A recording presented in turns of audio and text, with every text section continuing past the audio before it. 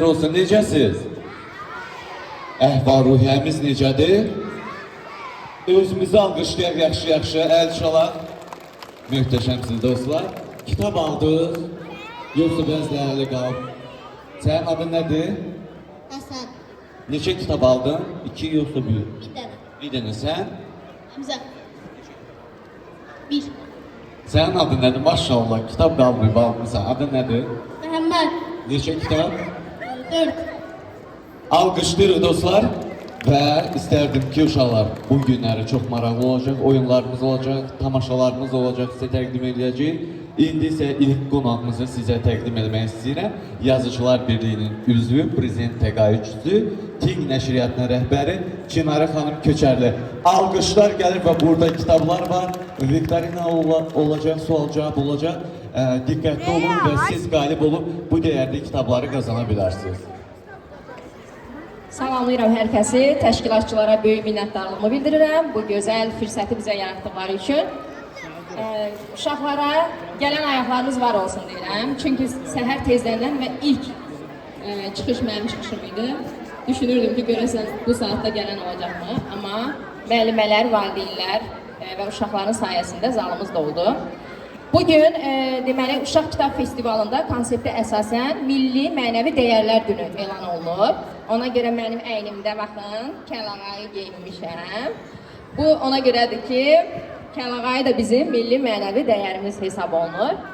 Və Ting nəşriyyatının rəhbəri olaraq sloqanımız sağlam ting, saf meyvə olmaqla milli mənəvi dəyərlərə yönəlik kitablar nəşr edirik. Ona görə də bu mövzuda fikirləşirəm ki, danışmağı mən haqq edirəm, Türklər demiş. Və burada çox əyləncəli olacaq. Mən məhz milli mənəvi dəyərlər üzərindən sizə suallar verəcəm sonluqda və biz kitab hədiyyəsi qazana biləcəyik. Mənim burada 12-13 hədiyyəli kitabım var. Düşünürəm ki, siz burada bunu qazanacaqsınız. Ona görə sona qədər səbr edin. Və mən içərimizdən sizlə gələn müəllimələr var yəqin. Onlardan milli mənəvi dəyərlərdən, milli dəyərlər barədə 1-2 cümlə istəyirəm. Sonra sizə suallar verəcəm, yaxşımı?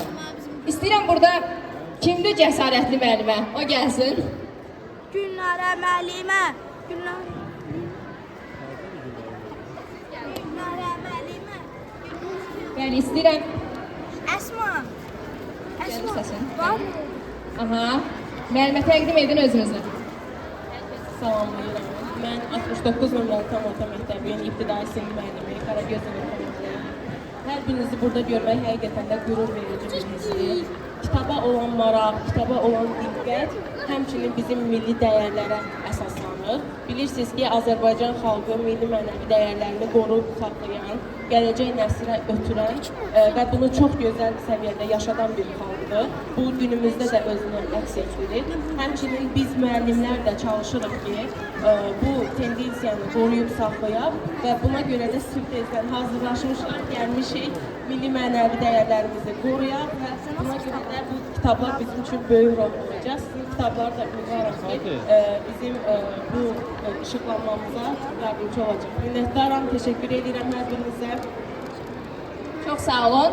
Müəllimə onu əsas vurğuladı ki, kitablara olan diqqətin özü də bizim milli mənəvi dəyərlərimizdən qaynaqlanır.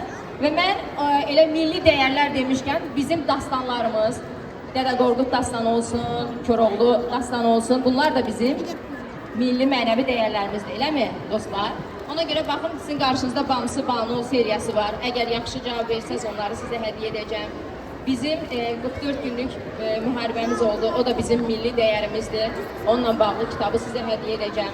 Baxın, mənim belə bir kitabım var, 40 hekayə, orada xalça adlı hekayəm var, orada xalçaçılıq, çay, sonra toxunmaq, digərlərlə bağlı mövzular var ki, o da bizim milli dəyərlərimizdir. Və həmçinin indi millinin yanında bir də mənəvi dəyər var.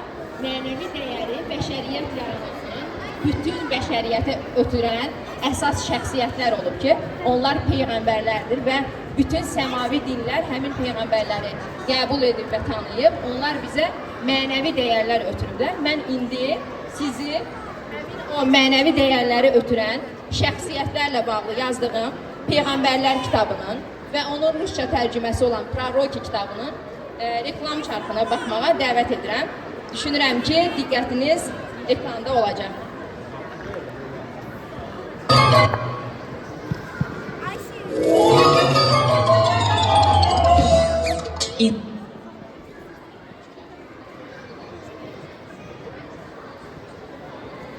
Представляем вам удивительную книгу о пророках, написанную для ваших детей. Эта книга написана простым языком, который легко воспринимается малышами. В ней собраны увлекательные рассказы о жизни пророков, а также о благородных делах, которые они совершали. В книгу включены красочные иллюстрации, которые делают чтение более захватывающим, стихи, кроссворды и загадки, стимулирующие развитие мышления и творческих способностей юных читателей. Эта книга не только познакомит ваших детей с жизнью пророков, но и поможет им развивать ум, а также проводить время с пользой.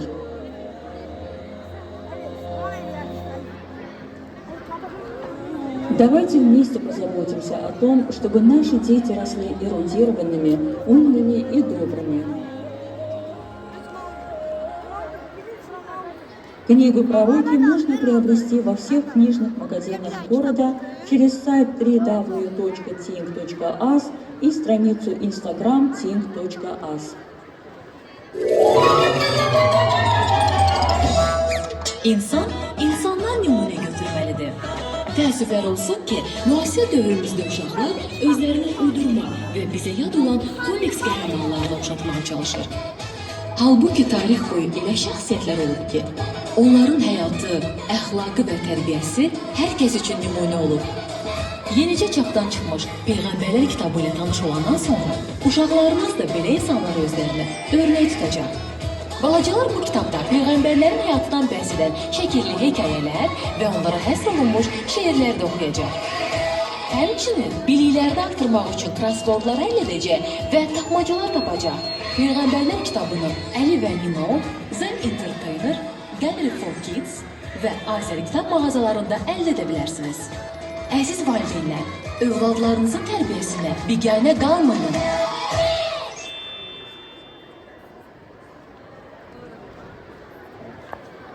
Və o reklam çarxları bu iki kitabdan idi və o kitabların içərisində peyğəmbərlərlə bağlı tapmacalar var və mən o tapmacalardan da sizə verəcəm bu danışığımız boyunca. Və mən sizə həmin kitabdan bir şeir oxumaq istəyirəm. Diqqətiniz burada olsun.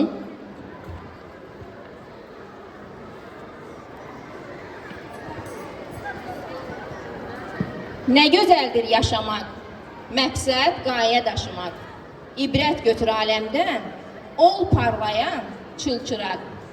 Mən heyranam dünyaya, bu tərtibə, qaydaya. Duysan əgər onu sən, dönərsən aşinaya. Hər şey gözəl biçimdə, kamil nizam içində. Nə əskikdir, nə artıq, hər bir şey qədərində. Bir baxsan çaylara, yullur tək bulaqlara. Ətəyi göy çəmənlik, başı qarlı dağlara. Bəs əlvan kəpənəklər, əsən sərin küləklər, çiçəkdən çiçəklərə tozcuqları səpələr. Ağaclar verər barın, dadlı, ləziz nübarın. Bax beləcə yetişər, ruzisi canlıların. Yağan yağış dolu qar, torpaq üçün kürk olar. Sonra güllər, çiçəklər yerdən göyə boylanar. Yamyaşıl otlaqlara, yayılarsa malqara, bərəkətlə çevrilər süfrədə təamlara. Düşün bir nə qəribə, doğulan kimi körpə, Allah verər ruzisin ananın sinəsində. Günlər, aylar ötdükcə, böyüyər gündüz gecə, bir damla sudan insan güclü qılınar necə? Bu qədər möcüzəni kim yarattı aləmi? Çəkinmə, söylə sən də tanıyıram Rəbbimi. Nə bir ulduz, nə də ay, nə bir ümman, nə də çay mövcud deyildi əvvəl. Səma da, yer də, lay lay. Ol deməklə həmin an xəlq eylədi yaradan. Kamil tərtibdə hər şey, var mı işində nöqsan?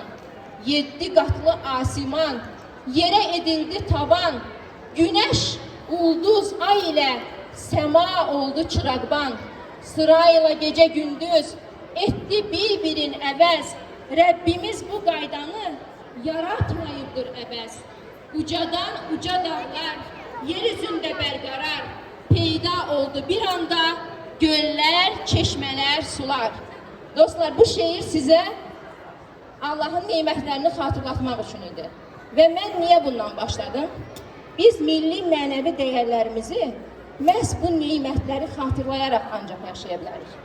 Mənəvi dəyərlər dedikdə biz nəyi nəzərdə tuturuq? Kimsə buna cavab verə bilərmi? Mənəvi dəyərlər nədir?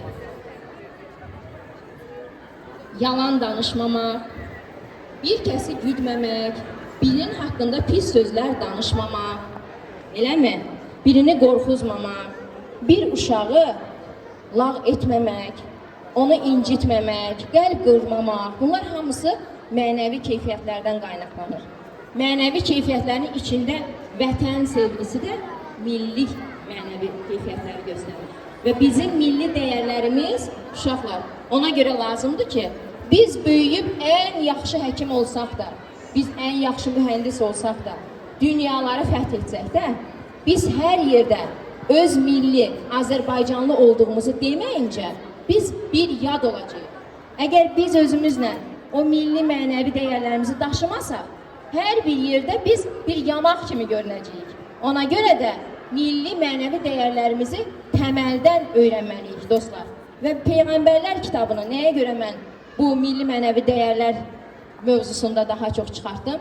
Çünki tarix boyu şəxsiyyətlər, Peyğəmbərlər məhz o dəyərləri ötürüblər. Hətta siz baxsaz dünya boyunca ən çox xalq qazanan rəsm əsərləri, ən çox xalq qazanan əsərlər, dünyaca məşhur, onların çoxsu məhz Peyğəmbərlər üçün çəkilənlərdir. Məsələn, siz dünyaca məşhur olan rəssamların daha çox xristiyanlığı gətirən İsa Peyğəmbərin demək ki, əsərləri ilə məşhur olduğunu görə bilərsiniz. Demək ki, mənəvi dəyərlər dünya üzrə hər kəsə lazım olan dəyərlərdir. Və onlar da nə qədər insanlar nəsə yazsalar da, postsalar da, yenə də kökü gedir Allahın insanlar üçün elçi olaraq məhz mənəvi dəyərləri göndərdiyi Peyğəmbərlərdə dayanır. Çünki bu həyatı bizə verən Allah bizim nə istədiyimizi və bizim nə ilə xoşbəxt olduğumuzu çox gözəl bilir və o nizamı qorunmaqdan ötürü də mütləq ki, müəyyən dövrlərdə insanlar göndərib və həmin insanların əli ilə insanları tərbiyələndirib. Çünki Allah birbaşa özü gəlib deyə bilməzdi bunu etmə, onu et. Və bunlar həmin o elçilər, nəbilər dediyimiz Peyğəmbərlərdir ki, bu kitabda məhz ondan danışmışıq. Və sizə xırda-xırda bir xatırlatmalar eləyəcəm. Bilmirəm, xatırlayırsınız yoxsa yox. Məsələn, Yusif Peyğəmbər. Yusif Peyğəmbər bizə hansı mənəvi dəyəri ötürürdü? Kimsə bəlkə filminə də baxıb onun, amma bu kitabda da geniş var, Qurani Kərimdə də var və hətta digər səmavi kitablarda da var, yəni İsrailiyyət deyirik biz ona və o kitablarda da Yusif Peyğəmbər haqqında geniş var. İndi mən sizə və Yusif surəsi var Qurani Kərimdə ayrıca. Yusif Peyğəmbərin hekayəsini bilən varmı aranızda? Onun bizə ötürdüyü çox böyük mənəvi dəyərlər var. Hansı ki, biz onları əgər elə bu yaşımızdan oxuyub bilsək, böyüyəndə çox bizə kömək edəcək. Bilən var? Yusif Peyğəmbər bizə ən böyük dəyəri olan ümidi ötürür, ümidi. Və böyüyəndən sonra bəzi insanların böyüyərkən sıxıntılara dözməyib, canlarına qəsd etdiklərini görürük və bütün dünya buna qarşı çıxır. Əslində biz uşaqlıqdan oradakı ümidi öyrənsək, istənilən depressiya halında ondan çıxa bilərik. Məsələn, Yusif bir quyudaydı, qaranlıq bir quyuda və tam ümidini kəsdiyi halda içərisindən bir ümid qaynaqlanır və dua edir və duanın nəticəsində də bir karvan səsi eşidir və onu o qaranlıq quyudan xilas edirlər. Həmçinin bir qədər böyüdükdən sonra zindana atılır. Zindanda da tam ümidsiz şəkildə olduğu halda, amma o Peyğəmbər idi, ümidsiz olmurdu təbii ki. Amma kənardan elə göründüyü halda o yenə də dua edir və yenə də zindandan qurtulur. Yunus Peyğəmbərin hekayəsi bizə ən böyük bir mənəvi dəyəri ötürür. Nə idi o?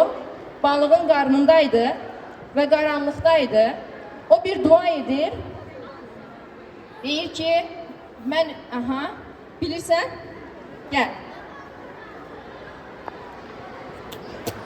Əslində balığın qarnında yox, bir balinanın qarnındaydı. Və orada dua edir. Çox sağ ol, xətamı düzəltdi.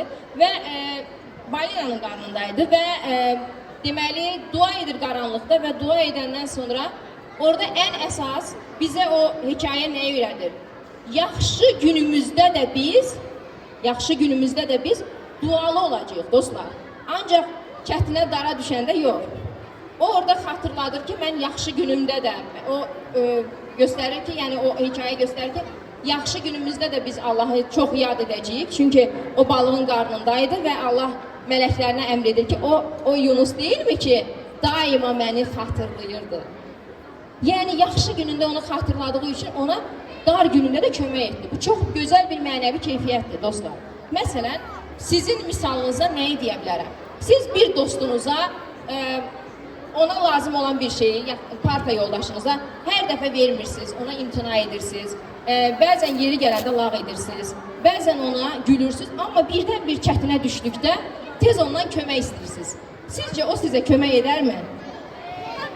Və bu mənəvi keyfiyyət elə onu göstərir ki, biz özümüzün şad vaxtımızda, rahat vaxtımızda, heç bir şeyə ehtiyacımız olmayan vaxtımızda da insanları neynəməliyik? Düşünməliyik, onlara mənəvi keyfiyyət olan anlamaq, empati qurmağı yəni sərgiləməliyik, eləmi? Və yaxud da İbrahim Peyğəmbərin hekayəsi var, dostlar. Kimsə bilirmi İbrahim Peyğəmbərin hekayəsini? İbrahim Peyğəmbərin hekayəsi böyük nəyi? İtayəti öyrədir bizə. Onun oğlu var idi, İsmail və Allah ona əmr edir onu Allah üçün qurban kəsməyini. Amma əmrə dərhal tabi olduğu üçün Allah ona imkan vermir övladını kəsməyi. Deyir, bir qoyun göndərir ona, bir qurbanlıq göndərir. İbrahimin böyük səbri və ümidi, təvəkkülü var idi. Ona oda atırlar, amma odun içərisində o qədər ürəkdən dua edir ki, oddan sağ çıxa bilir. Bunlar hamısı bir möcüzələrdir, amma tarix boyunca insanlara ötürülən mənəvi keyfiyyətlərdir. Sizin misalınızda deyək, məsələn, siz tam bir çıxılmaz vəziyyətdəsiz, birdən elə olub ki, sinifdə qapını bağlayıblar və düşünürsünüz ki, mən buradan necə çıxacağım? Siz özünüzü itirməməlisiniz dərhal. Mən pəncərəyə baxım, görün pəncərədən çıxa bilərəmmi? Görün mən çıxış yolunu da ağılla tapmaq üçün birinci nəyi öyrənəcəksiniz? Səbr etməyi öyrənəcəksiniz. Necə ki, İbrahim təvəkkül etdi. Mən bu oddan çıxa bilərəm. Əvvəlcə özünü rahat etdi, ondan sonra dua etdi və bir çıxış yolu gəldi. Siz də belə bir vəziyyətə düşdükdə nə etməlisiniz? Birinci özünüzü sakitləşdirməlisiniz. Və həmçinin Əyyub Peyğəmbərin hekayəsində biz böyük səbri öyrənirik dostlar. Heç olub aranızda çox qızdırmanız oldu, haranızda ağrıdı, dişiniz ağrıdı, başınız ağrıdı, olub? Olub. Əyyub Peyğəmbərin hekayəsi bizə ən böyük mənəvi keyfiyyət olan xəstəlik anında səbr etməyi öyrənir. Çünki biz çox zırıldayanda, ağlayanda heç də bizim nə qızdırmamız düşmür, nə də bizim xəstəliyimiz sağalmır. Əksinə, biz özümüzü həyəcanlandırdığımız üçün daha da çox ağrıyır, eləmi?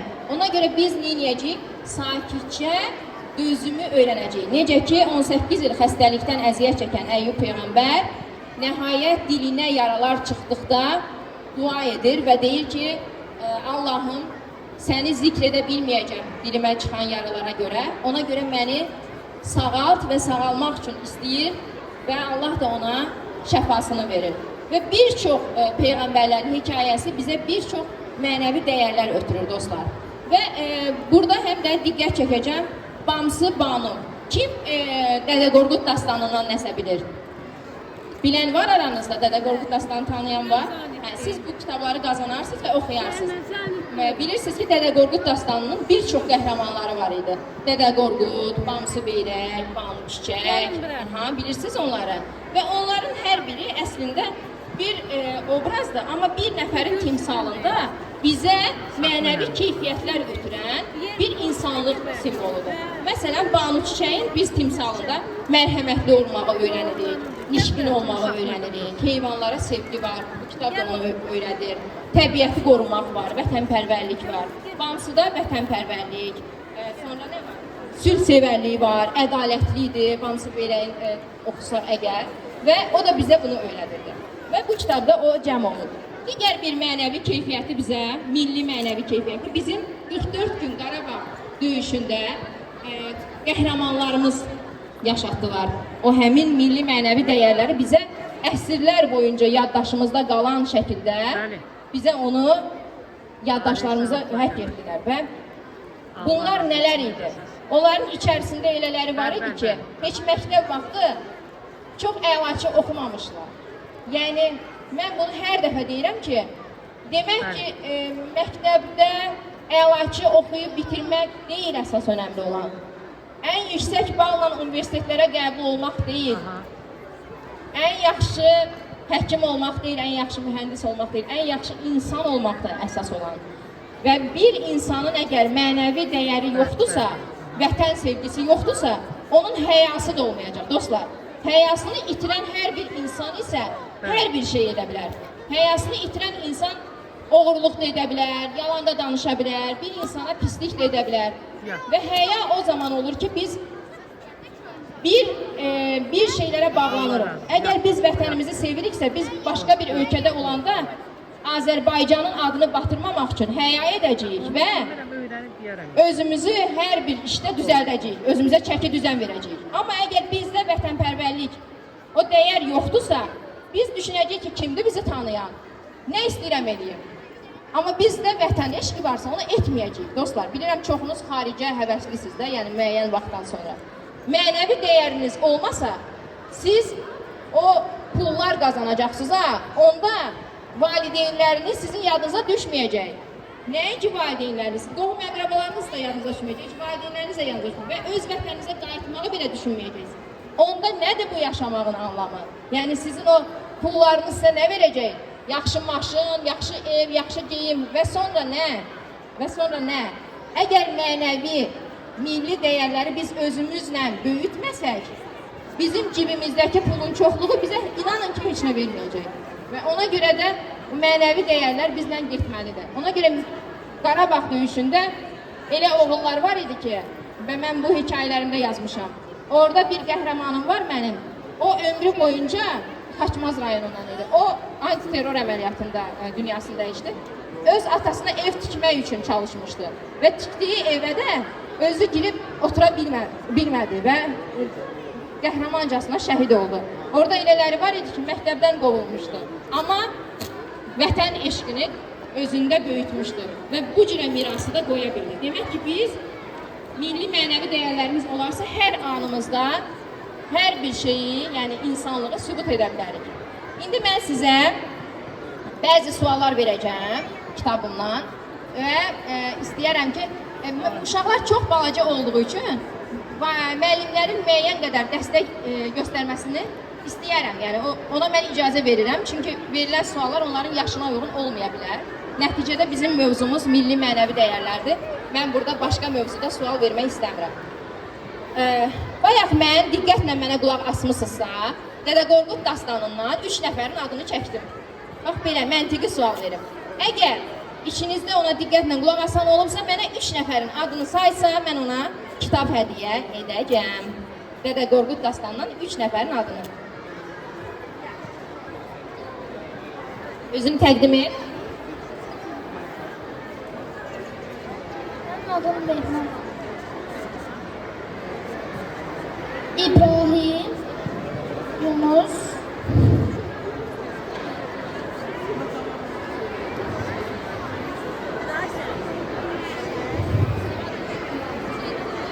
Sən Peyğəmbərlər kitabından sayırsan. Olsun. Aha, İbrahim, Yunus. Birini də desən, mən səni kitab hədiyyə eləyəcəm.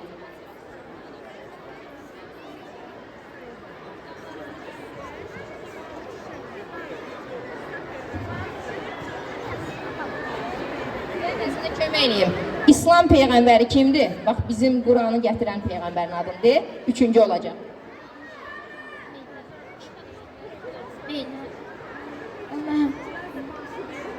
Məhəmməd. İbrahim, Yunus, Məhəmməd. İbrahim, Yunus, Muhammed Peyğəmbərin adını çəkdin. Ona görə sənə bax bu Vamsı Beylə kitabını hədiyyə edirəm. Alqışlayaq. Aha. Bəs bayaqki sual. Dədə Qorqud dastanından 3 nəfərin adını kim çəkər? Gəl.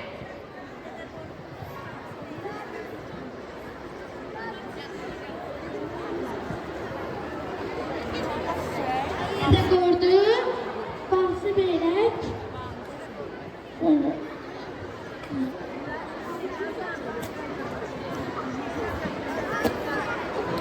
Baş Beylək.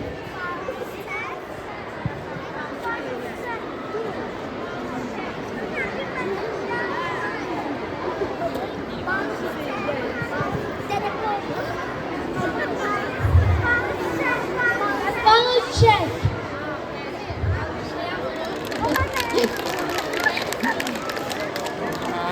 Verəcəm, indi sual verəcəm, sən də qazan.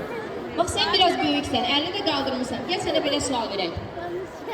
Şuşanın azad olunma tarixini bilirsən? Bilirsən, yadına sal. Deyir, ayda, bilirdimi? Gəl biraz da yadınıza salaq.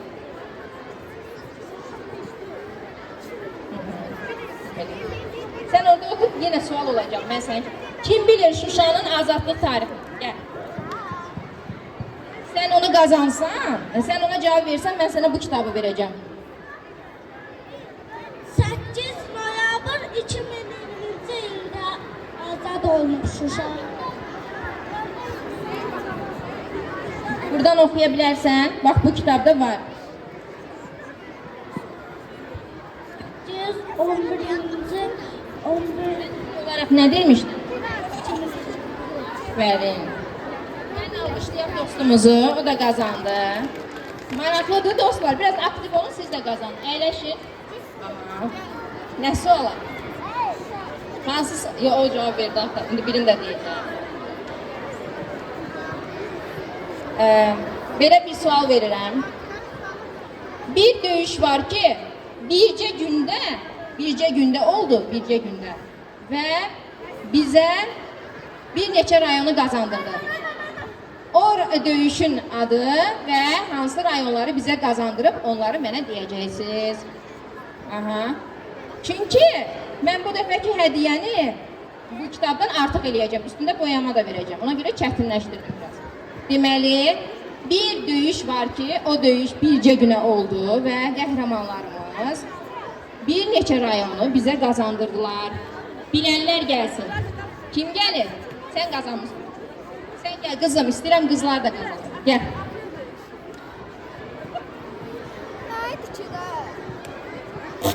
Bax, mən il, tarix soruşmuram. Döyüşün adı və azad olunan rayonlar. Aprel döyüşü. Mənim adım Dilərsədir. Aprel döyüşündə oldu. Aprel döyüşündə.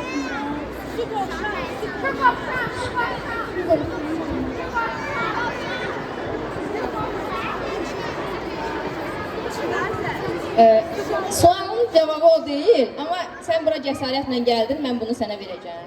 Bəli, aprel döyüşü bir gün olmamışdı və aprel döyüşü bəli, uğurla, qələbəmizlə nəticələndi və Qarabağ döyüşünə bir təkan oldu. Amma mənim sualım belə idi ki, bir günlük döyüş və heç bir gün də tamamlanmayıb.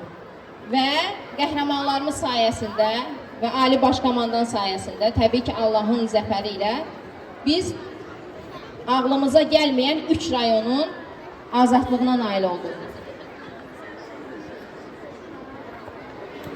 Kim gələ bilər? Gəl.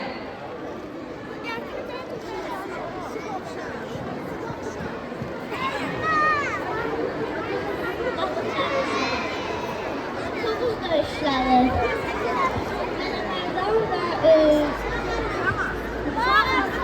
Lələtəpənin və Cocuq Mərcanının azadlığını deyil. Sual cavabı yenə o deyil, amma cəsarətinə görə bunu sənə verirəm. Gəlin mən bir şeir oxuyayım, onu da biləcəksiniz. İndi mən sizin məntiqinizlə cavabı alacağım. Kitabı belə tuturam əlimdə. Kimin gözü yaxşı görür, qulağı yaxşı eşidirsə, cavabı biləcək, yaxşı? Sən elə bir oğul idin, ruhun nurlu, qəlbin təmiz. Elə qovdun, Qarabağda düşmənlərdən qalmadı iz. Azad oldu Xocalımız, Ağdərəmiz, Xankəndimiz. Azadlığın xalısına son naxışı sən vurdun sən. Şəhid oğul, sən ölməzsən. Sən ölməzsən, şəhid oğul. Deyil. Əyləşin bir dəfə də. Sadəcə diqqətli olsanız cavabı tapacaqsınız. Sadəcə diqqətli olun. Bir də oxuyuram. Sən elə bir oğul idin, ruhun nurlu, qəlbin təmiz. Elə qovdun, Qarabağda düşmənlərdən qalmadı iz. Azad oldu Xocalımız, Ağdərəmiz, Xankəndimiz. Azadlığın xalısına son naxışı sən vurdun sən. Şəhid oğul, sən ölməzsən, şəhid oğul. Orada, yox, 3 rayonun adını çəkdim dostlar. 3 rayonun adını çəkmişəm. Və kitabın üzərində həmin o bir günlük döyüşün adı var. Kimin gözü yaxşı görürsə.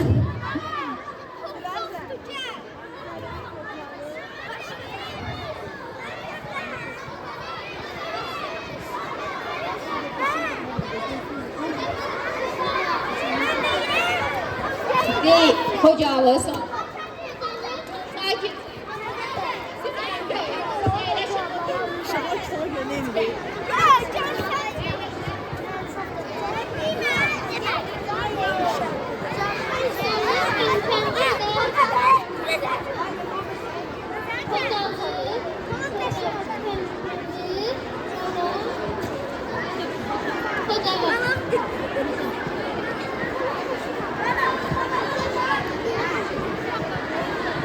Xankəndi Ağdərəm. Hansı döyüş idi? Əməliyyat, hansı əməliyyatdır o? Amma üçünə cavab verdim. Məncə alqışlayaq, antiterror əməliyyatıdır. Dostlar, məndən olsa bunu bilmədiyiniz üçün heç kimə verməzdim bu hədiyyəni. Amma öyrənməmiz lazımdır. O bir gündə böyük qələbəyə nail olmuşuq. Aha. İndi daha bir sual. Bu kitabı qazanmaq istəyirsiniz? Onda diqqətlə qulaq. Əyləşin. Baxın, narahat edirsiniz. Təşkilatçılar icazə verir. Ona görə əyləşməliyik. Və biz dedik ki, milli dəyərlərimizin içərisində bizim tarixi abidələrimiz də yer alır, eləmi? Və bizim bu kitabdan bizim azadlıqdan sonra olan, bizə qayıdan və bərpa edilən tarixi abidələrin şəkilləri və adları var. Kimdə bu kitabdan varsa, bəxti gətirir. Amma yenə yadınızda olanlar var. Aranızda Şuşaya, Laçına, ümumiyyətlə o Qarabağ torpaqlarına gedənlər oldu heç? Getməyənlər də gedər.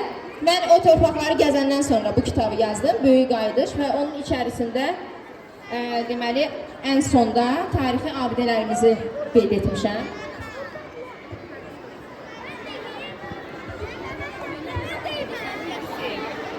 Mən indi siz əyləşin, olmaz ayaq üstə qalın. Onsuz da ayaq üstə qalana heç nə verməyəm.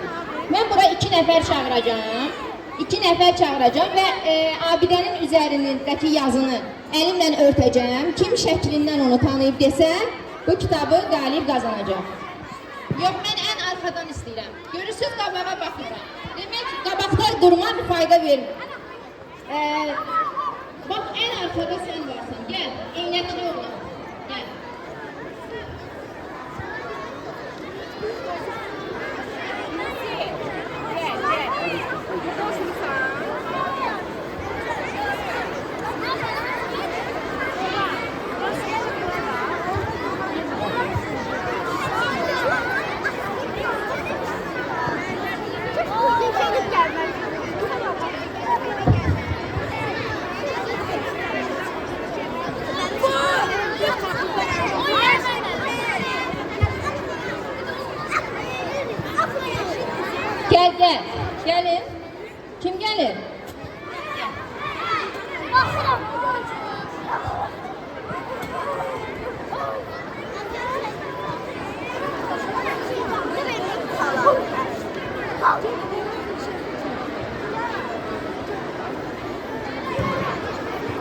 Bəli, dəmir yumruq abidəsi sən tapdın.